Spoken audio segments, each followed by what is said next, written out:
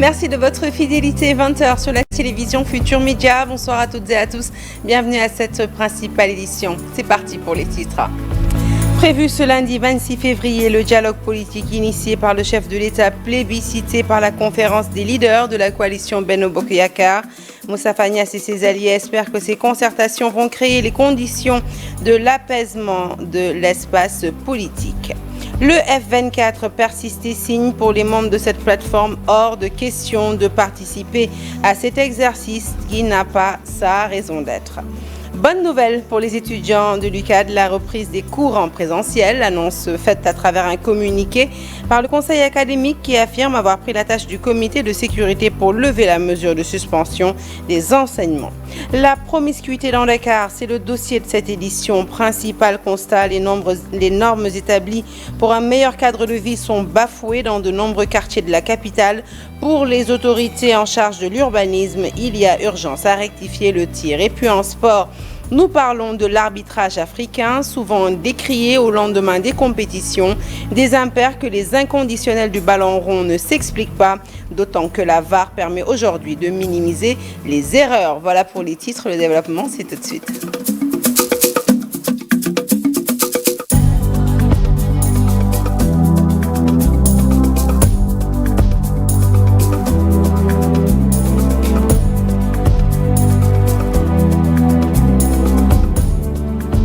Bonsoir à toutes et à tous. Un journal que nous ouvrons tout de suite avec la conférence des leaders de la coalition Benno Bokk Yakaar qui dit être en phase avec le président Macky Sall. Face à la presse ce matin, elle invite toutes les forces politiques à prendre part au dialogue.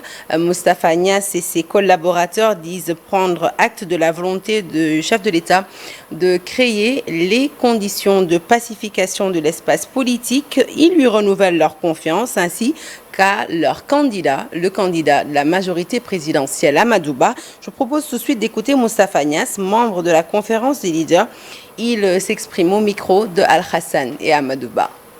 La coalition Benno Bokk Yakaar invite toutes les forces politiques du pays, sans exclusive, la société civile et l'ensemble des forces vives de la nation à prendre part à ce dialogue salutaire pour notre modèle démocratique. La coalition Benno Bokk Yakaar a pris acte, par ailleurs, de la volonté fortement exprimée par le chef de l'État de créer toutes les conditions d'un apaisement de l'espace politique en envisageant des mesures et des actes de bonne volonté qui peuvent y contribuer dans le strict respect des exigences de l'état de droit et des lois et règlements en vigueur dans notre pays. La coalition Benno Bokk Yakaar, dans cette démarche et dans cette conviction,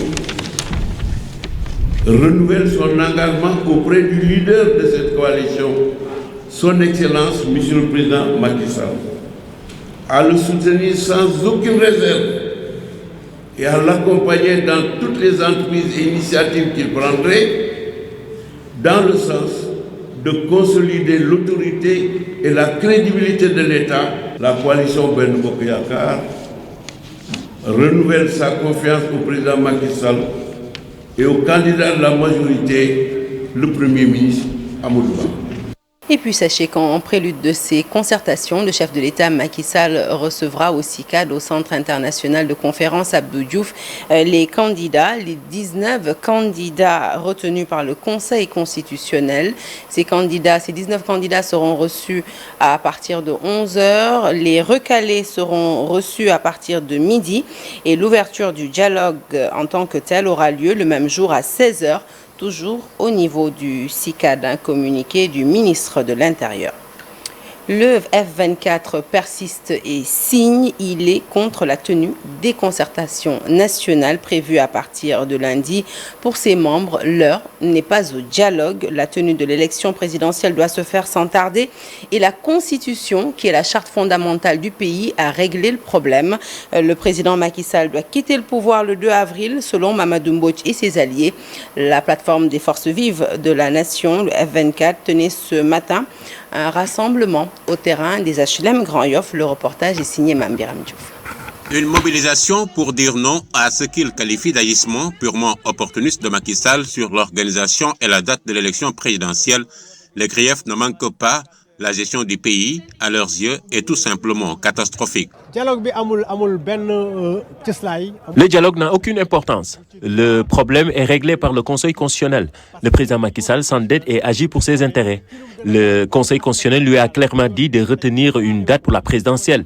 Et il ne l'a pas fait. Ça a duré. Il veut faire tout pour que le vote se déroule en sa faveur. Format dialogue. Nous sommes contre le format défini pour ces concertations. En un mot, on ira aux élections avec la liste des 19 candidats retenus par le Conseil constitutionnel. Pour le candidat retenu à la présidentielle, Thierno Alassane Sall, il est impossible de dialoguer avec deux camps pour et contre la tenue de la présidentielle avec la liste des 19 candidats déjà validés. D'ailleurs, il annonce le dépôt d'une requête dès lundi. Nous allons saisir le Conseil constitutionnel d'ailleurs d'une requête lundi, l'ensemble des candidats, pour dire, de constater la carence du président de la République à prendre les décisions qui s'imposent. Plutôt que ça, il est dans le dilatoire, il est dans la division du pays, il est dans l'exposition du pays à des crises majeures. Donc, nous allons saisir la requête et nous allons continuer la lutte. Nous n'acceptons pas les conditions que Macky Sall veut nous imposer qui permettent d'amplifier la crise dans laquelle on est. La présidente de l'Alliance nationale pour la démocratie, Ande Sakhal Ligueye, ne digère toujours pas le report du scrutin du 25 février en retirant, selon elle, les Sénégalais de leur droit de vote. C'est une violation de leurs droits, tout simplement à cause de Macky Sall et ses calculs politiciens. Le F24 poursuit ainsi son plan d'action et appelle au respect de la Constitution. Collectif Macky dans les cœurs a tenu sa marche pacifique aux HLM Grand Yoff, une mobilisation qui a vu la participation de nombreux leaders du camp présidentiel. Tous ont arboré les couleurs de la nation pour dire merci au chef de l'État. La jeunesse de Benno Bokk Yakaar, à l'initiative de cette marche, a salué le travail effectué par le chef de l'État. Les manifestants ont invité les candidats à répondre au dialogue pour un Sénégal de paix. Habib Faye a participé à la marche reportage. Ce n'est pas une marche pour manifester leur mécontentement. Les jeunes de Benno Bokk Yakaar ont investi la rue pour célébrer les travaux effectués par le chef de l'État. Ils sont prêts à faire face aux détracteurs du président de la République, disent-ils. Aujourd'hui, plusieurs gens pensent que le président Macky Sall, les Sénégalais ne sont pas avec lui. Et alors, les gens qui sont là prouvent le contraire. Le président Macky Sall est dans les cœurs. Donc il faudrait que tous les jeunes, les vieux, les femmes, tout le monde s'y mette pour rendre hommage à ce président qui est devenu un président exemplaire au niveau international. Qui, vous l'avez vu, est une marche monstre qui a regroupé véritablement énormément de monde, de sensibilité, mais majoritairement des jeunes hommes, de jeunes filles qui sont indubitablement l'avenir, le présent d'abord, mais aussi l'avenir de ce pays-là. Ils n'étaient pas les seuls à venir participer à la marche organisée par le collectif Macky dans les cœurs. Sénégalais, war nga ko amel njukkal mu jaral na nga genn amel Macky Sall njukkal. Selon lui, il pouvait être candidat. Il l'a pas fait pour la stabilité du pays, pour la sécurité. Et cette marche, c'est une marche de paix pour montrer à l'opinion nationale et internationale que le président de la République, son excellence Macky Sall, est un homme de paix, un homme de dialogue. Les leaders de la coalition présidentielle ont aussi participé à cette marche pacifique. Ils invitent tous les candidats à la présidentielle à répondre à l'invitation du président Macky Sall pour un Sénégal de paix. Ils doivent participer parce que ça c'est le premier jeu, la première exigence d'un président de la République pour répondre à des problématiques et ça c'est un problème qu'il faut lever, trouver une solution ensemble dans la dynamique de développer le Sénégal. Je préfère qu'on repousse un peu comme le président l'a dit, essayer de discuter et que tout le monde, les candidats spoliés, les candidats retenus, puissent se retrouver autour d'une table pour l'intérêt du Sénégal, pour l'intérêt de l'Afrique. À ceux qui veulent venir, c'est leur responsabilité qui engage. À ceux qui ne veulent pas venir également, c'est leur responsabilité. Le Sénégal, c'est un pays de dialogue. Nous avons beaucoup de crises au Sénégal. Nous en sommes sortis à cause du dialogue. Donc j'invite tous les Sénégalais et pour de paix qui croient encore à la République de venir dialoguer parce que sans le dialogue, nous allons au bout. Cette marche pacifique participe aussi à apaiser le climat social et politique selon les organisateurs. Ils ont effectué le trajet école japonaise jusqu'au rond-point Liberté 6 pour encore montrer leur soutien au chef de l'État. Merci Habib Faye. Parlons à présent de la libération des détenus politiques de la région de Tambacounda. Ils sont pas moins de 39 jeunes issus des 3 départements de la région. Ils étaient détenus à la MAC de Tambacounda depuis le mois de juillet 2023. Ils viennent tous de bénéficier d'une liberté provisoire après 9 mois de détention. Après leur libération, ils ont fait face à la presse pour dénoncer les arrestations qu'ils jugent arbitraires. Je vous propose d'écouter tout de suite Abdou Mbaké Samb, coordonnateur départemental du parti ex-PASTEF à Tambacounda. Le voici au micro de Mamadou Diouf. Nous venons effectivement de sortir de prison. Nous avons subi effectivement beaucoup d'injustices, mais cela ne nous a guère ébranlés. Nous sommes encore devenus plus que des hommes actuellement. Nous sommes encore beaucoup plus forts que Sonko aujourd'hui. Que Macky Sall soit prêt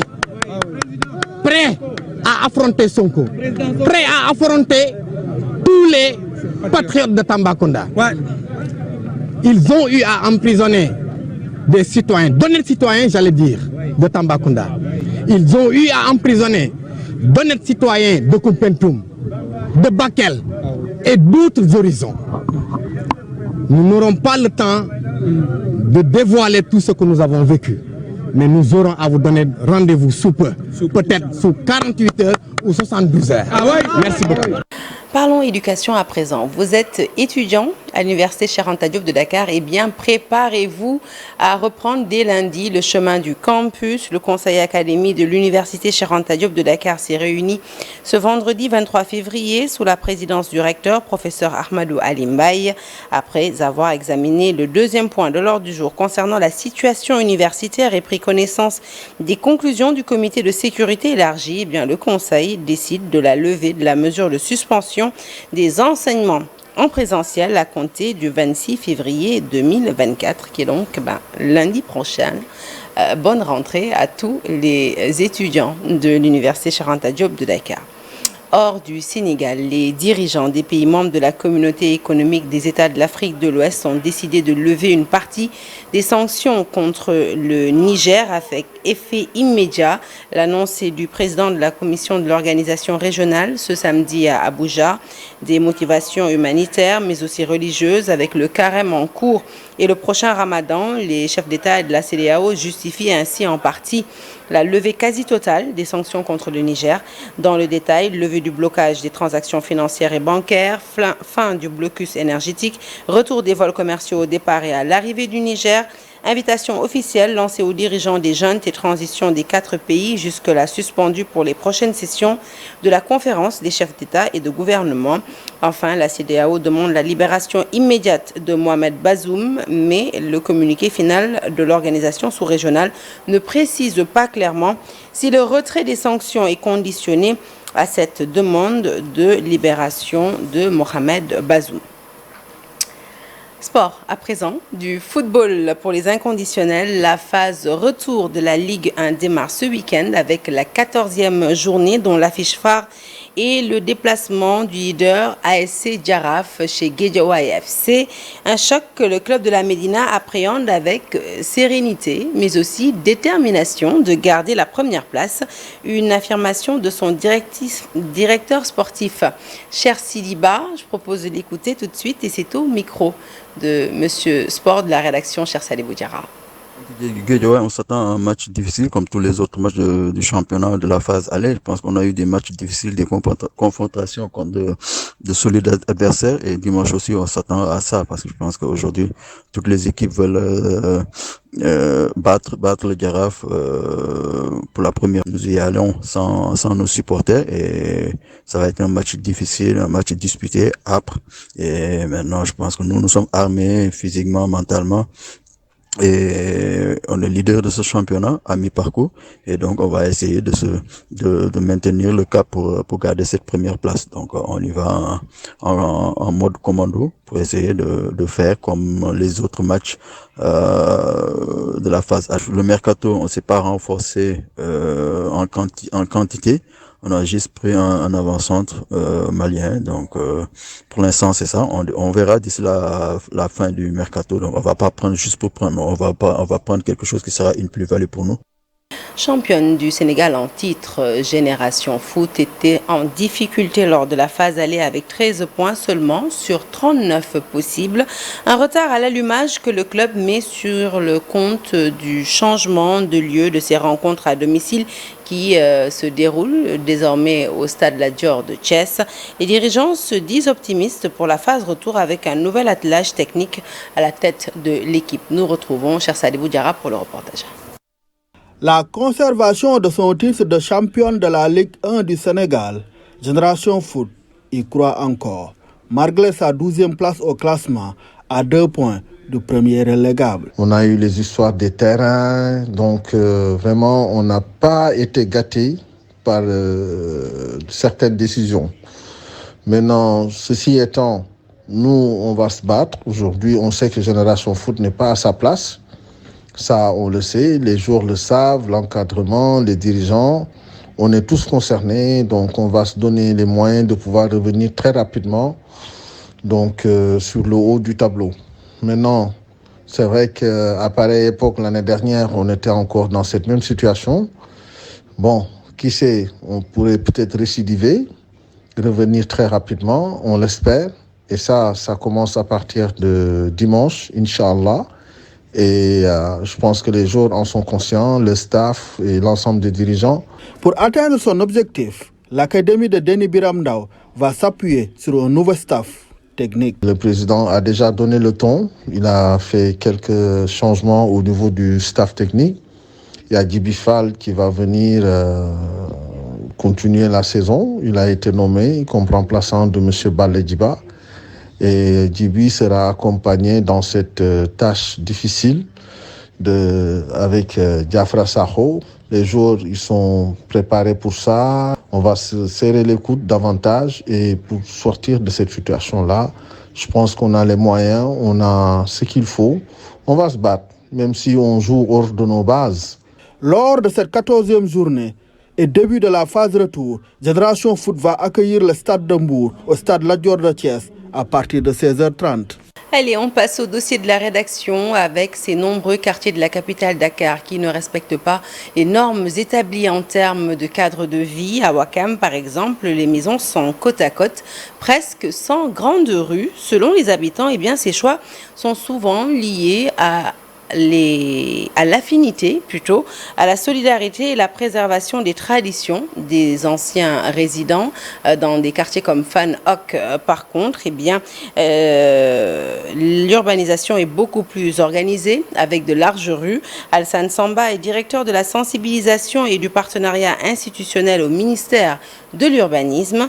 Avec nous, il revient sur ces différences et propose des solutions pour une meilleure préservation du cadre de vie. Le reportage est signé Abdoulaye Diop. Vu du ciel, le quartier traditionnel de Ouakam présente une agglomération avec des maisons entassées, rendant presque impossible la distinction des rues. Sur cet angle, voici à quoi ressemblent ces rues. Ici, il est impossible pour un véhicule de circuler.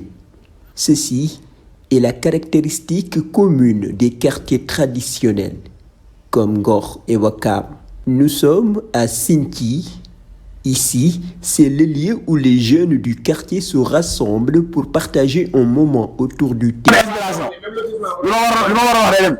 Daouda Gueye explique que le manque d'urbanisme dans les quartiers traditionnels est perçu comme un moyen de préserver les traditions. Avant, les gens s'installaient sans planification, sans lotissement. Il existait même des quartiers où les véhicules pouvaient circuler librement, Cependant, à mesure que les habitants ont transformé leurs baraques en bâtiments, l'espace est devenu de plus en plus restreint. Il y a eu un moment où l'on envisageait de lotir la zone, mais cela aurait impliqué la démolition de maisons appartenant à certains notables. Si nous avions procédé ainsi, cela aurait compromis certains rituels traditionnels tels que les rambes. Nous avons même opté pour des extensions, mais les habitants préfèrent toujours revenir vivre ici. En revanche, le quartier de Fan Hoc offre un paysage totalement différent, avec des rues bien espacées, des maisons bien aménagées et des espaces verts publics soigneusement organisés. Nous allons rencontrer Alassane Samba.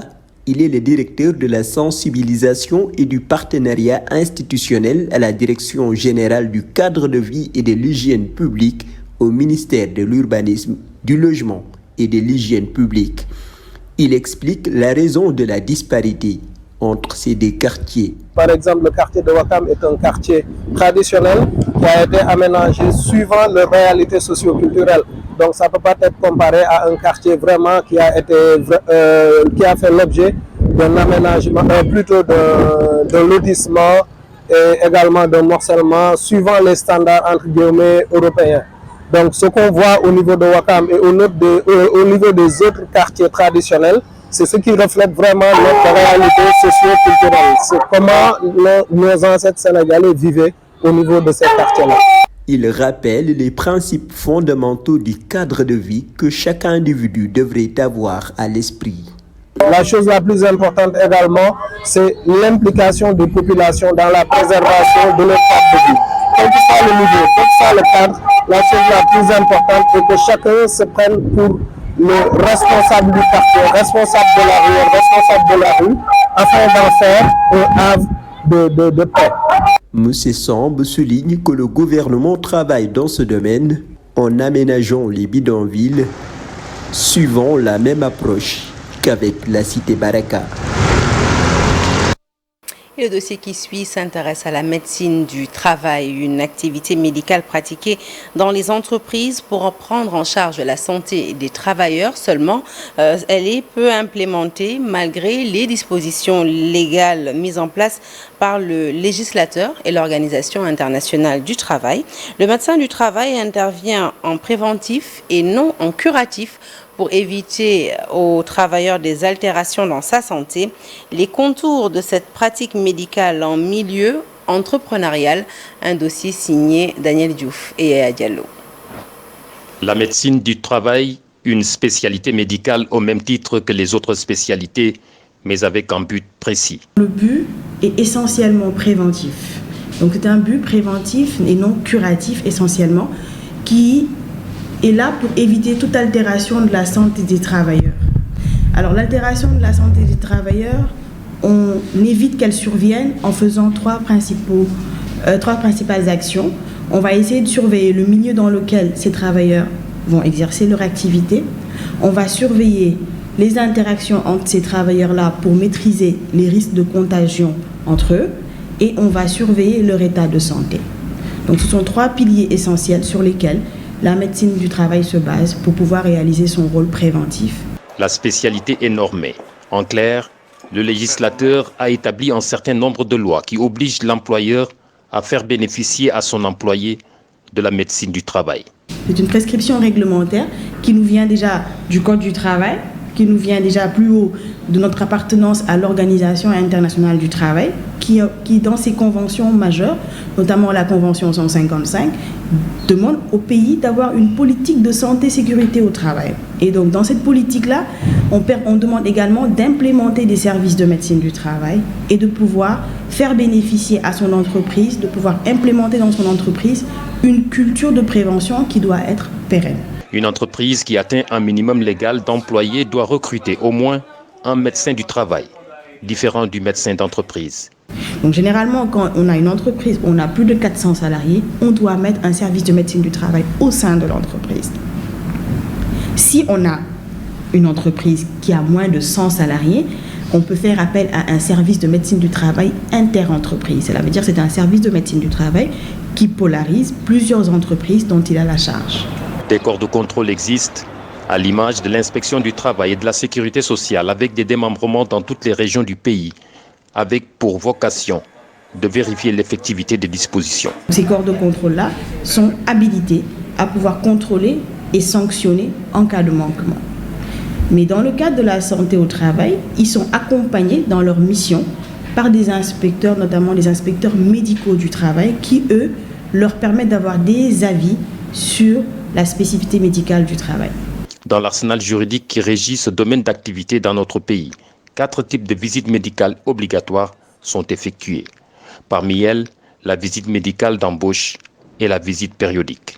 Ici, l'idée, c'est que le médecin du travail a l'obligation, au terme de cette visite, de se prononcer clairement sur l'aptitude médicale du travailleur en question pour le poste pour lequel il est pressenti.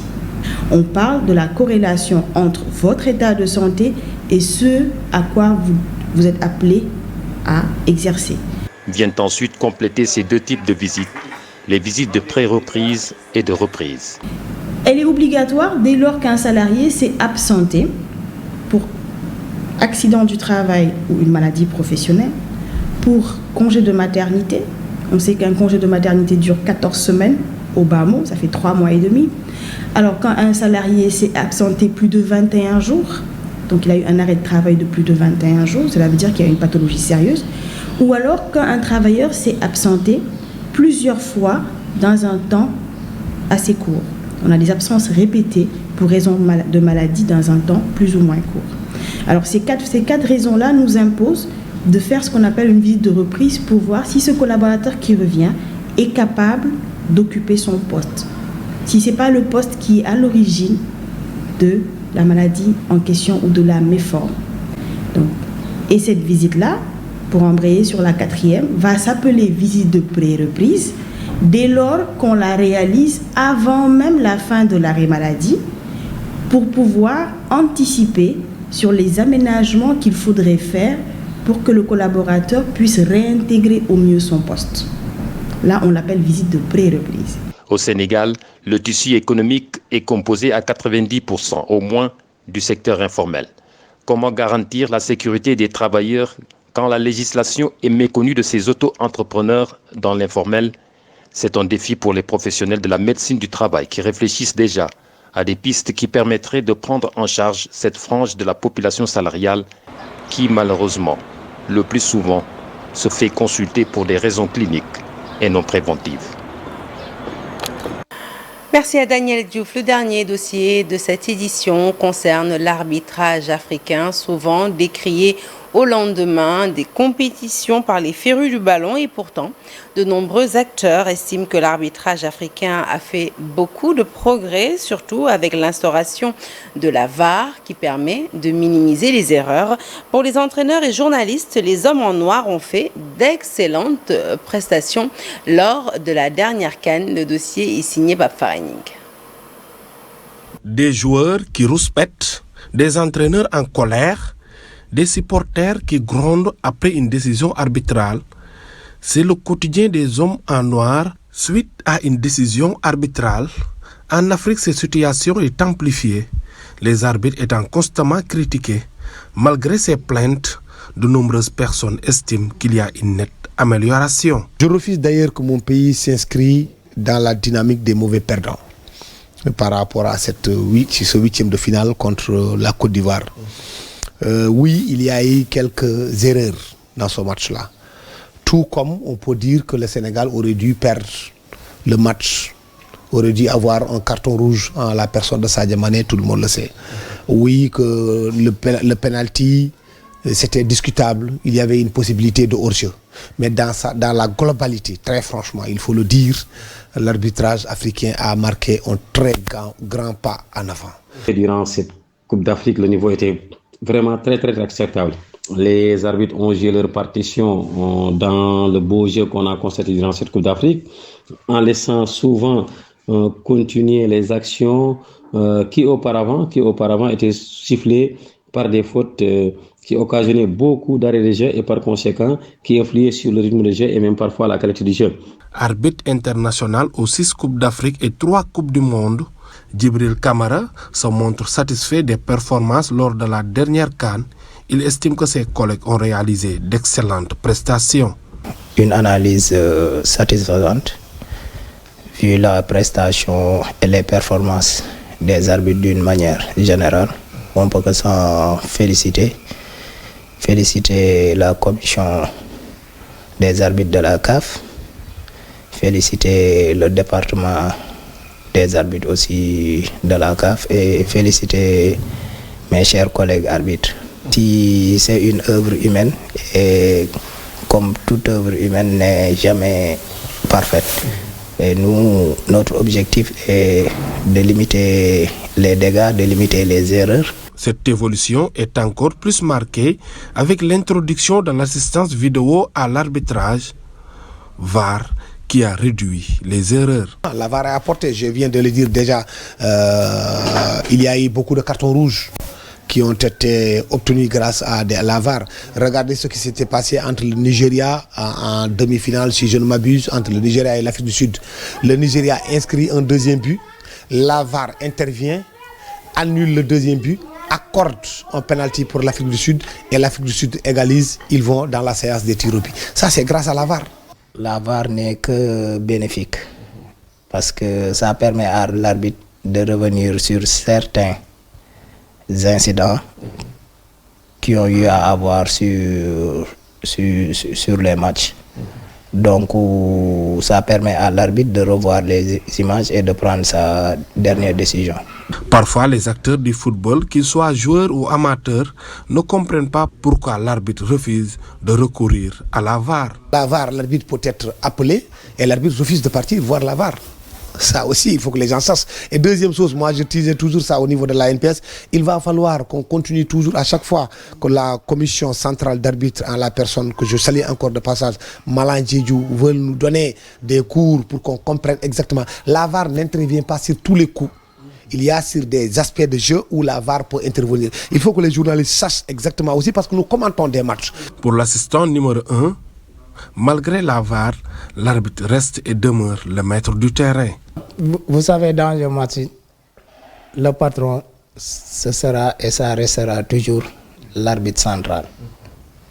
L'arbitre, quand il est appelé à la VAR, c'est lui qui devient VAR et qui devient arbitre. Parce que c'est lui qui prendra toujours la dernière et la bonne décision. Donc c'est lui, naturellement, le patron de tout le groupe. Après la Coupe d'Afrique des Nations, de nombreux supporters ont critiqué les arbitres, dont la plupart officiaient pour la première fois lors de cette compétition. Malgré cela, tous les acteurs du football s'accordent à dire que l'arbitrage africain a fait d'énormes progrès. Fin de ce journal, merci de l'avoir suivi. L'actualité se poursuit sur toutes nos plateformes digitales. Un peu plus tard dans la soirée, retrouvez Ya Awadjei et toute sa team pour votre émission Fétiche Kakatar. Quant à moi, je vous dis à demain, 20h. Inch'Allah, restez avec les programmes de la télévision Futur Média et bonne soirée sur nos antennes.